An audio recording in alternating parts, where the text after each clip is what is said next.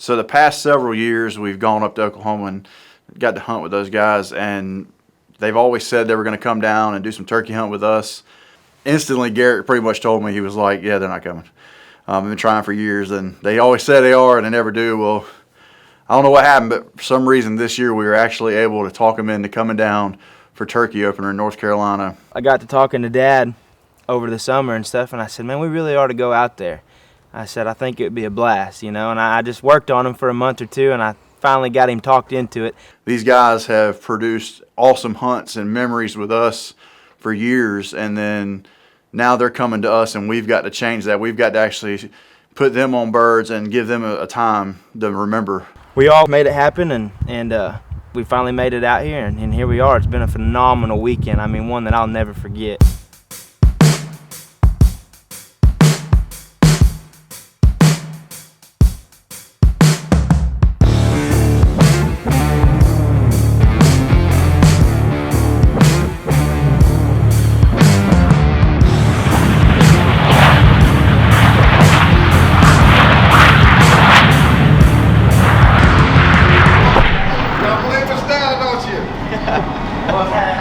Believe me now, don't you, Jay? Huh? Yeah, baby, I told you I was coming. What's up, buddy? How are you? So as soon as their plane landed, you always kind of want to catch up and stuff, but we didn't really have a lot of time. We were trying to get an evening scout in, so we picked them up from the airport, went straight to get them all a license, and then went and do an evening scout. This is going to be a blast, yo. Then we started on the game plan of, you know, where we're going to go scout, what we're going to do, who's going to go where, who's going to go with who, you know. And that's all exciting stuff. We was all super stoked. That's moving. No. Or it looks like it's moving. You must have been dreaming good. I guess so. Here come all the hens now. Yeah. I'm hoping them 4 coming out here in a minute. I think I can see him. We might be able to see better. If we get right over here, we can see that whole side of that house. Yeah. Right here. Yep.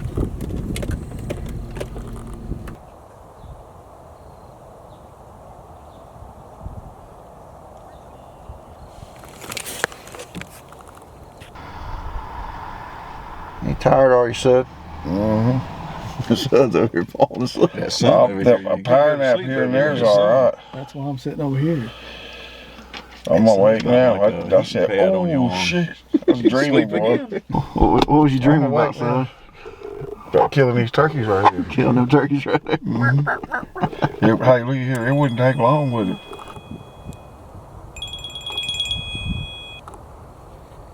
Yo. Give us good news. Do what? Give us some good news. Well, we was about to leave because we saw them hens come back across the field, and we kind of lost them. I don't know where they ended up going, but they were going back towards the direction of roost, and then like I was about to pull the plug, and then frickin' Tommy boy steps out in the road by himself, and now he's just walking around this field like he's lost, all by himself. Help him find his way.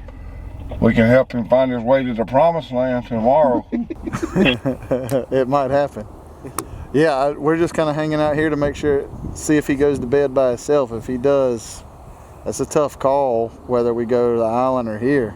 Because if he's by himself, I think I'm on your team, so it don't matter. 10-4. Well, we're just going to hopefully put this guy to bed and we'll head that way. He should be going any second now. All right, then. I'll shoot you a text when we're heading that way. All right, buddy. All right. Later. Bye. When I called Garrett, you know, he went back and checked the same field he had set on that morning. Bird was still out there, so that was definitely locked in. I think we're going to do that the next morning. Mine was kind of, we saw some birds, but we didn't really see what I wanted to see as far as changing plans, so we stuck to the original field.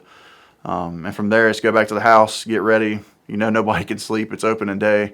We're all exhausted. They've been traveling all day, but get back to the house, get some food, and get some rest so we can go get it in the morning.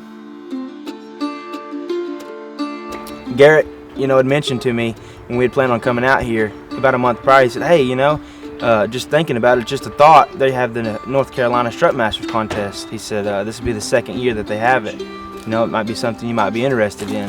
And just, you know, I was like, yeah, automatically in the back of my head, you know, it's our first trip up there. How awesome would it be to go do that and get a hunt and compete with some celebrities, you know. There's a bunch of big names there. Talked to Garrett, got the feel of it, and actually signed up. 2 of us in it. It's a 2-man team. We gonna kill more than one today. Pressure on. They either gonna be there or they ain't. Well, they gonna be there this morning, and it ain't gonna be long. They gonna be dead at 7:30. Being that Brett and Sud entered the competition for Strut Masters, we really wanted to split them up to give us better chances. So I actually took Brett and Tim with me, and Garrett took Subbuster. We got set up, started getting first light, and as soon as we were starting to see, we heard a couple gobbles.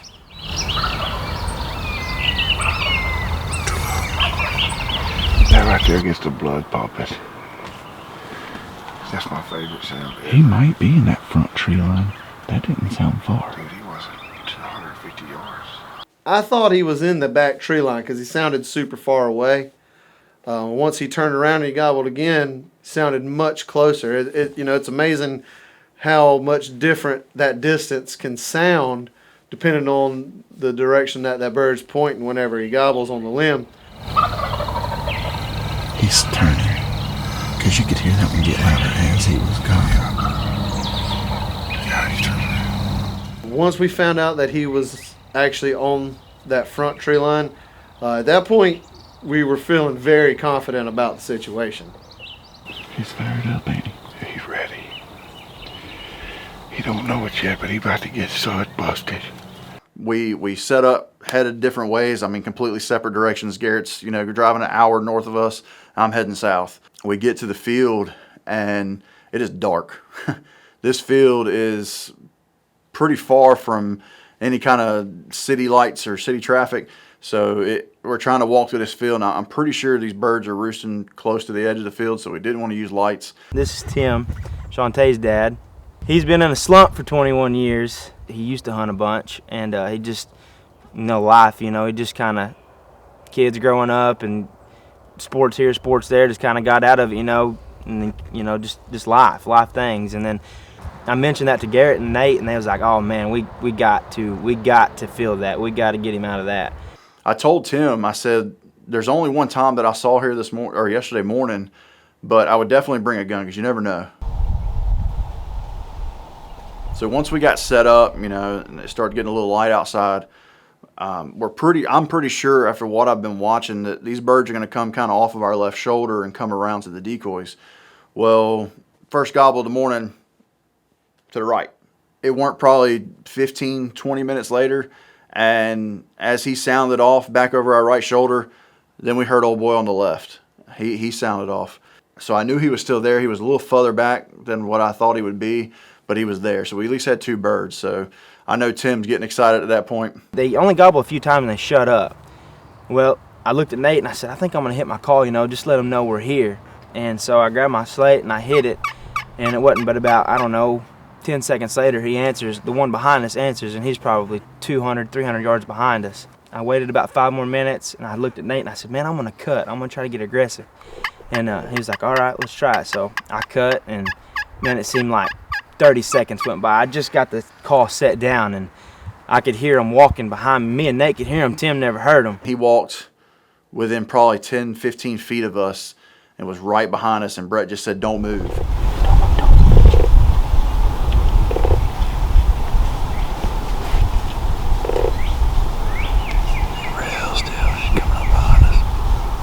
I mean, they was right there. They was right there, and he's coming through there clucking. You know, he's looking, he's curious to what's out there.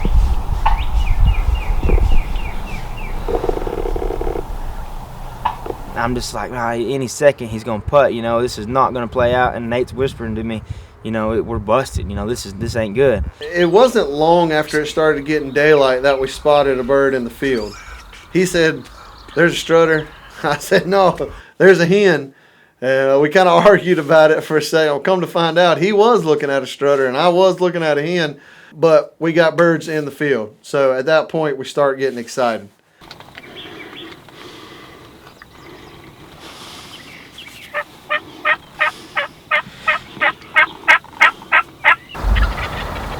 He's gobbling, but he's not necessarily getting super aggressive with it. He's hanging tight with them hens. He's not really doing too much out of the ordinary aside from pulling away from them.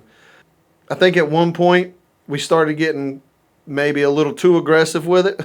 You know, we're getting a little impatient. It seems like an eternity for these birds crossing this field, and maybe we got a little over aggressive on the calling. Well, I think they kind of got turned off by it after a little bit, and they actually ended up turning around and going the other way. At that point, I was starting to get nervous because I don't think I've ever seen birds come halfway across a field, turn around and go the other way, and it end up in a good hunt. That's not what you want to see. At that point, you know, I told Sud, you know, I said, maybe let's just go silent. Let's go no one's home. Let's just shut up. Let's let them do what they just want to do. And you know, they obviously haven't responded in a positive way to us trying to call at them. So maybe we just shut up for a while. As we're sitting here waiting for this bird to see what he's going to do, like right behind us, all of a sudden Brett just kind of goes, strutter and a decoy, strutter and a decoy. Strutter and decoy. Where at? A decoy, Timmy. The hands are here. Hang on. I got the gun up. I turned the red dot on. I propped up, and this joker, I mean, he's on a mission to that Jake decoy. He gonna whoop him.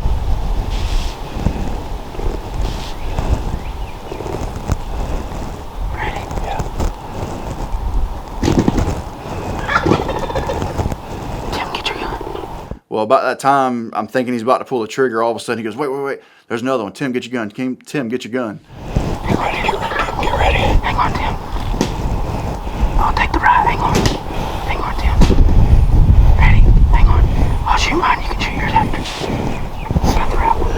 I don't have the right one. Hang on. Tim, you get the right one. One. Yeah, get the right one. Hang on. 1, 2, 3. Finally, they get it ready. You know, they pick which bird they're going to shoot. And I hear Brett start the countdown. Well, when that countdown ends, I heard one boom. Tim lays his in the shade. He's laying there, flopping. And I'm sitting there saying, Brett, are you going to shoot? Yeah. Are you going to shoot? Yeah. I totally forget to put my gun on fire. So he just jumped up when he shot, went back down, and he went to go flog your bird. Yeah. And stupid me done it again. I mean, I pulled the trigger, and I didn't know what was going on. Bird flew up, went down, and went over there. I pulled it again, and it instantly clicked on. You know, the trigger's really hard. You can't. It's on safety. So Brett forgot to turn the safety off. Should go. Woo! Go, baby! Double up, son! Let's go! Yeah, baby, let's go! Let's go! Yes, sir! Let's go! What? Come on with the double up over the morning! Hey, that's 21 years, son! I've never had a hunt that fun, that fast, that 0 to 100, and it being a double and breaking a 21-year-old streak. I mean, you just can't get any better than that. How it played out and presented itself, it's just one of a kind. I mean, it was awesome. There's a lot of relief. There's a lot of bragging rights because I'm as fast as I can trying to get a phone out so I can tell Garrett we doubled down, son. We're good to go. I was excited to get rid of bird, but seeing Tim, after knowing he's gone 21 years without killing a bird, and for him to do that in North Carolina and me to be able to sit there and film it, that was special. I knew we had a bird for Strut Masters. Tim done sealed the deal after 21 years. It's time to go pick up these birds, check them out, and definitely send that picture to Garrett because he's going to be jealous because I ain't got one from him yet. During that downtime of us just being quiet, kind of watching these birds feed around and different directions, we get a text message. We look down at the text message, and old Brett and Tim have doubled up. There was a nice sigh of relief in the fact of I knew that we at least had a bird to check in for a Strut Master, so at least that pressure was off. All right, Brett's got a bird, Tim's got a bird. We got to figure out a way to get Sud Buster his bird. And during that downtime of us being quiet, you know what? I think it kind of worked because the birds kind of got a little more comfortable. They started slowly kind of working our way again. And within a matter of minutes, I started realizing, hey, we might be back in this ball game.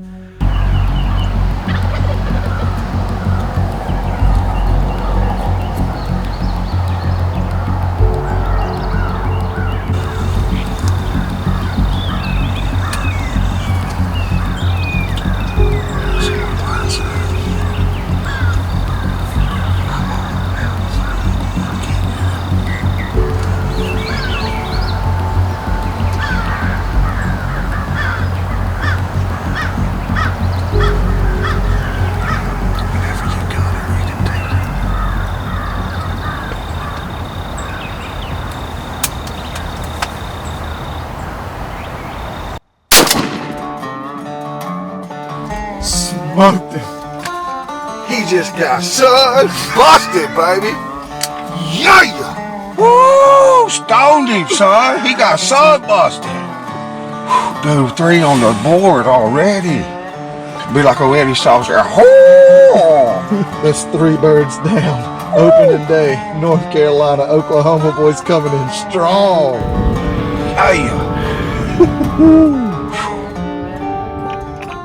What up? Give me some good news. Some good news. Yeah. We doubled up. Y'all doubled up? Give me some good news. Woo! We tripled there. It went from 0 to 100 in 30 seconds on us. That's the way it can happen, man. I was just about to squeeze the trigger, and Timmy said, "Hey, there's another one," and another one come running, and we just sat there, and I said, "You take the right one, I take the left one." On 3, 1, 2, 3, boom! Timmy smokes his. My gun's on safety, Jack. Oh no! My bird flies up there and flies back down, starts whooping up on Timmy's, and I take it off safety and kill him. Dude, that's awesome. Nate get all that on camera? Did Nate get it on he got camera? it. Yes. Awesome. Hey, Garrett's got a ton of footage because it took us at least 45 minutes to coast this dude in there. To me, one of the most exciting things about opening day is not even so much the hunt, but is the post hunt. We all come together, we meet up in a parking lot, we just start swapping stories. Everybody had a great morning, and it was smiles all around.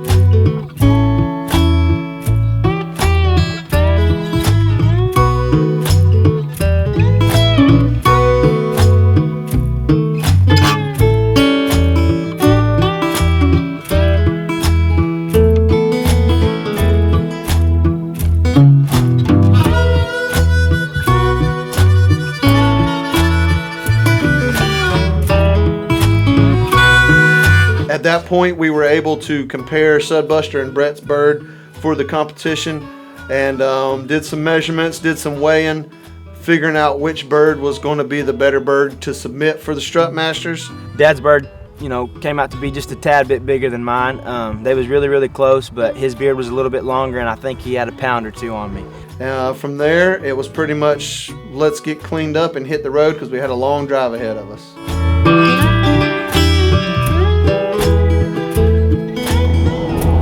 Been a long day of killing birds.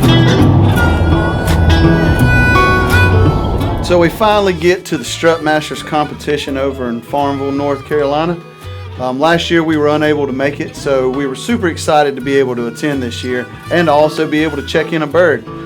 I think it was super cool for those guys to be able to, not only come down here and to shoot their first North Carolina turkey, but to also be able to enter that competition as well. Just kind of made that opening morning that much more special.